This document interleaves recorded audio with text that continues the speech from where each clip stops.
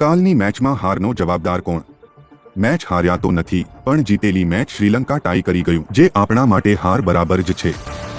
નમસ્કાર મિત્રો, કાલની મેચમાં ભારતીય બેટ્સમેન શ્રીલંકાના સ્પિનર્સના ઇશારા પર ગરબા ગાતા જોવા મળ્યા.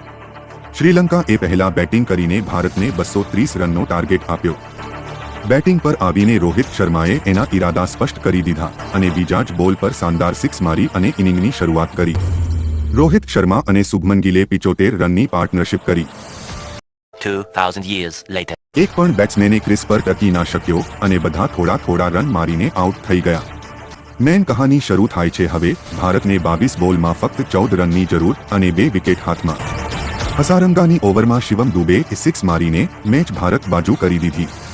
48મી ઓવર નાખવા આવ્યો શ્રીલંકાનો કેપ્ટન અસાલંકા. હવે 16 બોલમાં ફક્ત 5 રનની જરૂર હતી અને શિવમ દુબે ફરી 4 રન મારે છે.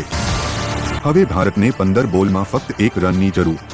પણ હવે આવે છે કહાનીમાં twist. Shivam Dube LBW out થઈ જાય છે. હવે બેટિંગ પર આવે છે અર્શદીપ અને નક્કી કરીને આવે છે કે આજે તો સિક્સ મારીને જ જીતવું છે.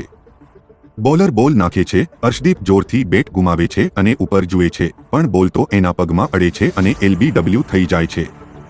જો અર્શદીપ પ્લે કરીને 1 રન દોડી જાત તો આપણે જીતી જાત.